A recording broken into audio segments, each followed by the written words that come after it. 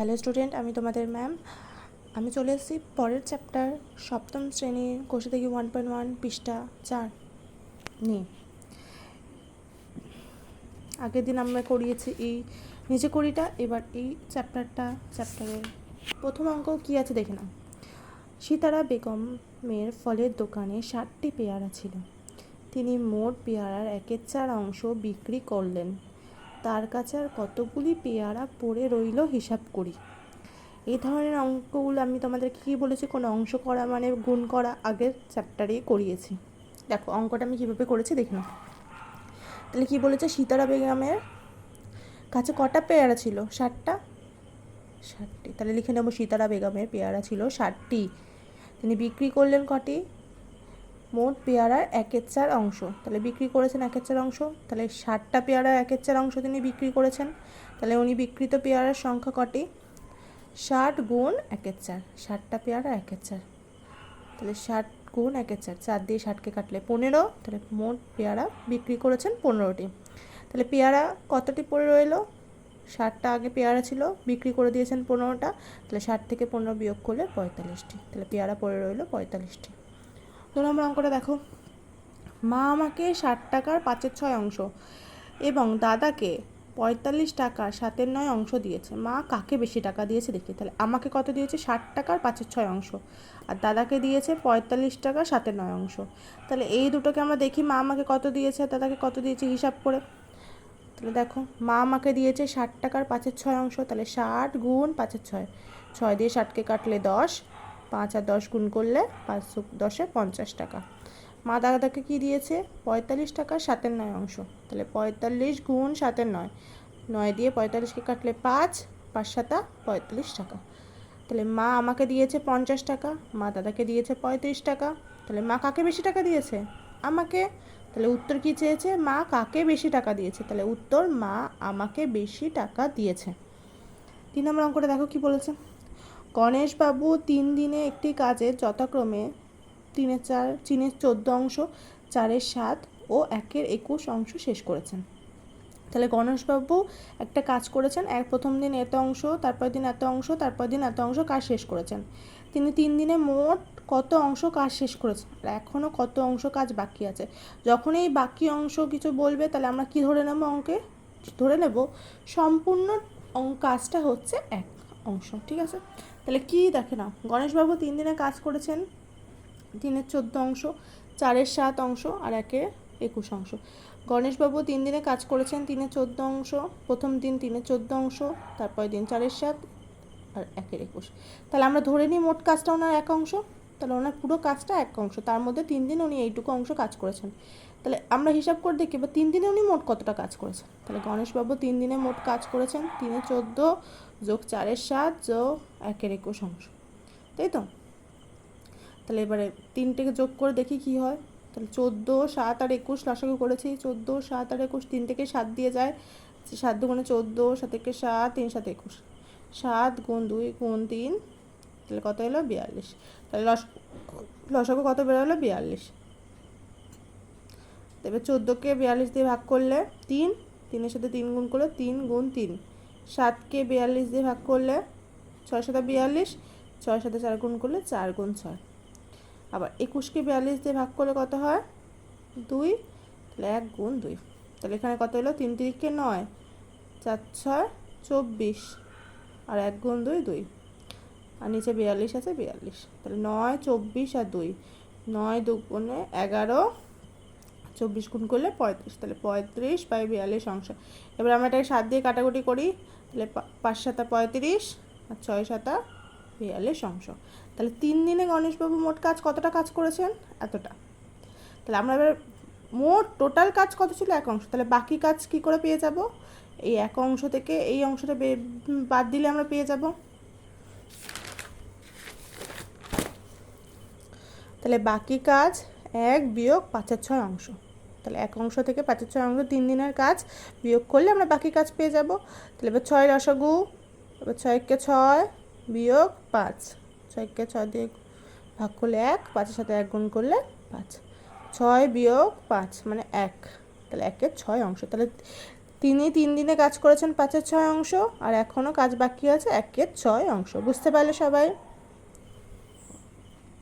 পরম করে দেখ, একটি বাঁশের দৈর্ঘ্যের 1/3 অংশে লাল রং, 1/5 অংশ সবুজ রং এবং বাকি অংশ আবার দিয়ে দিয়েছে 14 মিটার হলুদ রং করেছে। দেখো এগুলো অংশে দিয়েছে, কিন্তু এটা আবার দিয়ে দিয়েছে মিটারে।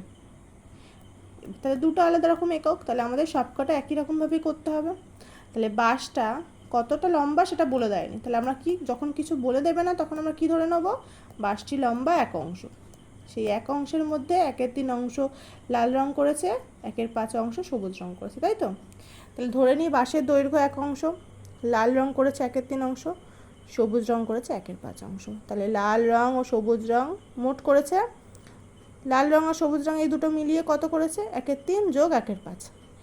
ঠিক আছে, এই দুটো যোগ করব।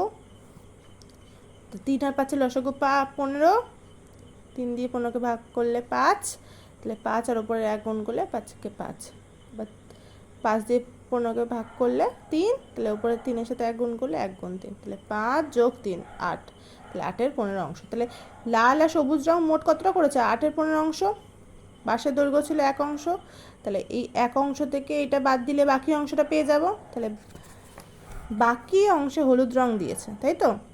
বাকি অংশটা হলুদ রং দিয়েছে, তাহলে হলুদ রং দিয়েছে কত অংশে, 1 বিয়োগ এই 8-এর 15, 8-এর 15টা 1 থেকে বিয়োগ করলে পেয়ে যাচ্ছি লসাগু 15, 15কে 15 মাইনাস 8, তাহলে কত পেলাম, 7-এর 15 অংশ। তাহলে হলুদ রং কতটা দিয়েছে, 7-এর 15 অংশ। কিন্তু প্রশ্নে আমাদের দেখো বাকি অংশটা কি বলেছে, বাকি 14 মিটার হলুদ রং দিয়েছে, এখানে মিটারে বলে দিয়েছিল। তাহলে আমরা কি পেয়েছি, বাকি 7-এর 15, সেটাই তাহলে কত কত মিটার, 14 মিটার। তাহলে 7-এর 15 অংশ যদি 14 মিটার হয়, তাহলে বাঁশটার দৈর্ঘ্য কত ছিল, 1 অংশ। তাহলে 1 অংশ কত, এদিক থেকে এদিকে আসলে আমরা সবসময় কি বলেছি, উল্টে যাবে। তাহলে 14 মিটার গুণ এটা 7-এর 15টা উল্টে গেলে কী হবে, 15 7, তাহলে 7 দিয়ে 14কে কাটলে 2, আর 2 আর 15 গুণ করলে 30 মিটার। তাহলে বাঁশটি কতটা লম্বা, 30 মিটার লম্বা। 5 রং করে দেখো, একটি খাতার দাম 6.50 টাকা হলে 15টি খাতার দাম কত হবে। তাহলে একটা খাতার দাম বলে দিয়েছে, 15টা খাতার দাম বের করতে হবে। এটা একদম সোজা অঙ্ক, দশমিকের গুণ তোমরা আগেও শিখেছো। এবার দেখে নাও, একটি খাতার দাম 6.50 টাকা, তাহলে 15টা খাতার দাম 6.50কে 15 দিয়ে গুণ করবো, এটা একদম সোজা। দশমিকের গুণ দেখে নাও কীভাবে করতে হয়, 6.50 গুণ 15, ভেবে নেবে পয়েন্ট নেই, ভেবে নেবে পয়েন্টটা নেই, পয়েন্ট ছাড়া গুণ করবো। আমরা যেভাবে পয়েন্ট ছাড়া গুণ করি, প্রথমে 5 দিয়ে গুণ করবো, 5 0 0, 5 5 25, 5 হাতে 2, 3 5 6 5 30, আর 2 32, আবার 1 দিয়ে গুণ করবো, 1 দিয়ে গুণ করলে 650, এবার যোগ করবো, এত এসছে। ভেবে নাও পয়েন্ট নেই। তাহলে পয়েন্ট এবার দেখবো পয়েন্ট কত ঘরে, পয়েন্টের পর কটা ঘর ছিল, 2টো ঘর, তাহলে এখানে পয়েন্টের পর কটা ঘর আসবে, 2টো ঘর, তাহলে সেই বুঝে আমরা পয়েন্টটা বসাবো। এটা হচ্ছে দশমিক একক গুণ। তোমরা আগের বার করেছো, আগে করেছো এই জিনিসগুলো, তাই জন্য আমি আমার নতুন করে শেখালাম না। তাহলে কত বেরালো, 97.50 টাকা। তাহলে 15টা খাতার দাম কত বেরালো, 97.50 টাকা। একদম সোজা অঙ্ক, এটা সবাই পারবে। 6 নম্বরটা দেখো, বলেছে একটি বাক্সে 12টি চিনির প্যাকেট আছে, প্রতিটি প্যাকেটের ওজন 2.84 কিগ্রা। একটা বাক্সে 12টা চিনির প্যাকেট আছে, প্রত্যেকটা প্যাকেটের ওজন 2.84 কিগ্রা।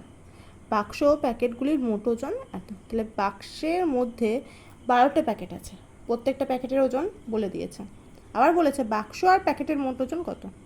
তাহলে আমরা আগে 12টা চিনির প্যাকেটের ওজন কত সেটা বের করি। তাহলে একটা প্যাকেটের ওজন বলেছে, 12টা প্যাকেটের ওজন বের করব। তাহলে কি করব, 12 দিয়ে গুণ করব।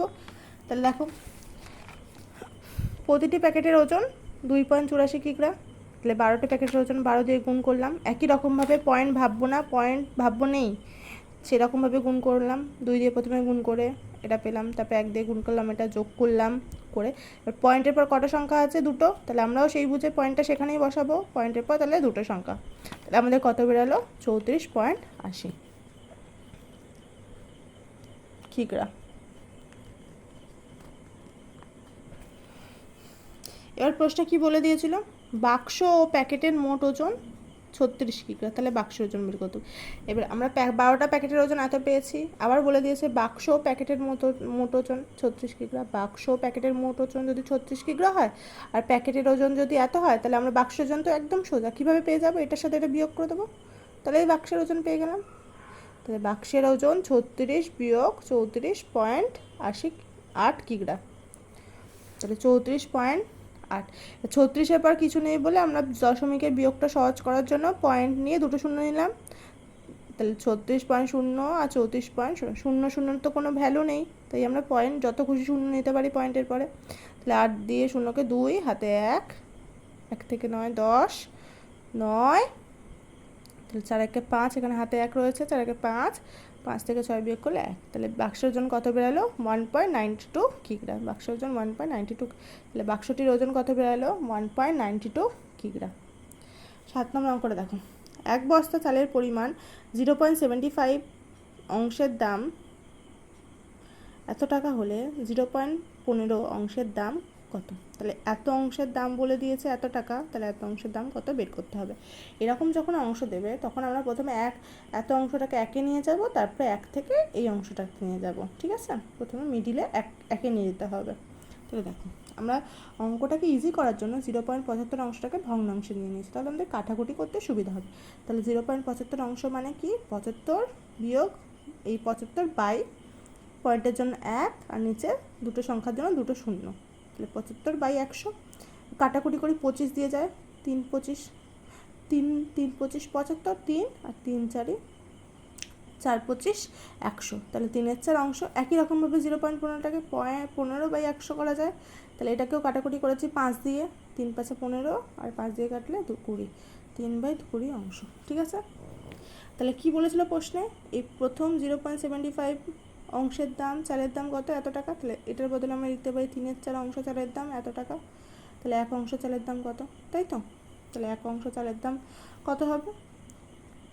1800 ভাগ 3-এর 4। এবার ভগ্নাংশের ভাগের নিয়ম কি? ভাগ মানে গুণ হয়ে উল্টে যায়, তাহলে 1800 গুণ 4/3, ঠিক আছে? তাহলে এবার 3-এর 20 অংশ চালের দাম কত আমি কি বলেছি? এটা থেকে প্রথমে একে নিয়ে যাব, তারপরে ওটার অ্যান্সার বের করব। তো 3-এর 20 অংশ চালের দাম কত? 1800 গুণ 4/3 গুণ 3-এর 20। এবার এই কাটাকুটিটা তোমরা নিজেরা দেখে নাও ভালো করে। প্রথমে 3 3 কেটে গেল, 3 3 কেটে গেছে, 4 দিয়ে 20কে কাটলে 5, 4 5 20, 5 লিখলাম। 5 দিয়ে 1800কে কাটলে 360 টাকা। 5 দিয়ে 1800কে কাটলাম 360 টাকা হলো। ভালো করে কাটাকুটিটা দেখে নাও। প্রথমে 3 আর এই 3 কেটে গেল উপর নিচে, 4 দিয়ে 20কে কাটলাম, 5 এলো, 5 থেকে 1800কে গুণ কাটাকুটি করলাম মানে ভাগ করলাম, 3 3 5 15, হাতে এখানে 30, 5 6 30 আর 0। তাহলে কত উত্তর বেরোলো? 360 টাকা। একদম সোজা অঙ্ক। 8 নম্বর অঙ্কটা দেখো। অনাদিদি তার জমির পরিমাণের অর্ধেকের 7/8 অংশ নিজের ভাইকে দিয়েছে। তাহলে কী দিয়েছে?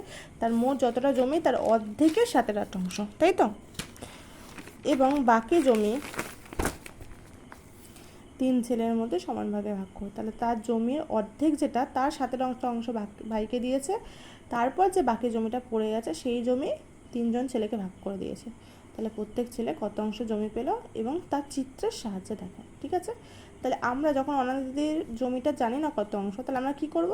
জমির পরিমাণটা, মোট জমি ভেবে নেবো 1 অংশ। তাহলে অনাদিদির মোট জমি 1 অংশ। তাহলে ধরে নিই অনাদিদির মোট জমি পরিমাণ 1 অংশ, ঠিক আছে? তাহলে ভাইকে কি দিয়েছে? ভাইকে অর্ধেকের 7/8 অংশ দিয়েছে। তাহলে 1 অংশের 7/8 অংশ, তাহলে 1 অংশ তার অর্ধেক মানে কি? হাফ গুণ 7/8। তাহলে 1 অংশটা হচ্ছে অনাদিদির মোট জমি, তার হাফ, অর্ধেকের হাফ গুণ 7/8 অংশ। তাহলে এখানে নিচে কিছু কাটাকুটি যাচ্ছে না, তাহলে 8 2 16 আর ওপর গুণ করলে 7 1 7। তাহলে কত বেরোলো? 7/16 অংশ। তাহলে ভাইকে কতটা দিয়েছে? 7/16 অংশ। তাহলে বাকি কি জমি পড়ে রইল? তাহলে 1 থেকে বিয়োগ করবো। মোট জমি তো 1 অংশ ছিল, ভাইকে দিয়েছে 16 অংশ। তাহলে 1 থেকে 16 বিয়োগ করব।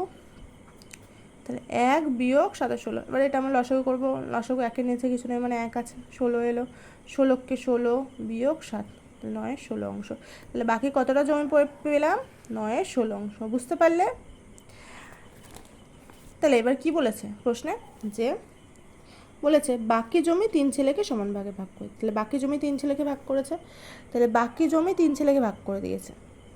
তাহলে বাকি কতটা জমি? এতটা। 3 ছেলেকে ভাগ করে, তাহলে 3 দিয়ে ভাগ করব। তাহলে বাকি জমি 3 ছেলেকে সমান ভাগে ভাগ করে দিয়েছে। তাহলে প্রত্যেক ছেলে পেয়েছে 9 16 ভাগ 3। ভাগ মানে কি জানো, উল্টে যায় গুণ হয়ে। তাহলে 3 মানে 3-এর 1, তাহলে উল্টে গেলে 1-এর 3, 9 দিয়ে 9 16 গুণ 1-এর 3। কাটাকুটিটা দেখে নাও, 3 দিয়ে 9কে কাটলাম 3, তাহলে কত পড়ে রইলো 3-এর 16 অংশ। তাহলে প্রত্যেক ছেলে কতটা করে পেয়েছে, 3-এর 16 অংশ করে। এবার বলেছে তোমাদেরকে চিত্র করে দেখাচ্ছে। তো চিত্র কি করলাম, একটা জমি এটা ধরে নাও, এটাকে অর্ধেক ভাগ করলাম, অর্ধেকটা। এবার 16টা ভাগ, নিচে যেহেতু 16 আছে তাহলে আমাদেরকে 16টা ঘর বানাতে হবে। নিচে 16 আছে তাহলে আমাদের 16টা ঘর বানাতে হবে। যদি নিচে 8 থাকতো 8টা ঘর বানাতাম, নিচে 4 থাকলে 4টে ঘর বানাতাম, নিচে 12 থাকলে 12টা ঘর বানাতাম। নিচে 16 আছে তাই 16টা ঘর। তাহলে কটা, 1 2 3 4 5 6 7 8 9 10 11 12 13 14 15 16। তাই 16টা ঘর বানিয়েছি। এই 16টা ঘরের মধ্যে কটা ছেলে পেয়েছে, প্রত্যেক ছেলে 3টে করে পেয়েছে। তাই 3টে ঘরকে দাগ দাগ করে দিলাম। তাহলে প্রত্যেক ছেলে কটা করে ঘর পেয়েছে, 3টে করে। তাহলে এটাই হলো চিত্র, 3-এর 16 অংশ। এটাকে, এই 3টেকেই বলা হবে 3-এর 16 অংশ। বুঝতে পারলে? অঙ্কগুলো ভালো করে দেখবে, বারবার দেখবে, না বুঝতে পারলে আমাকে কমেন্ট করবে, আর লাইক শেয়ার অ্যান্ড সাবস্ক্রাইব করে দেবে আমার চ্যানেলটা।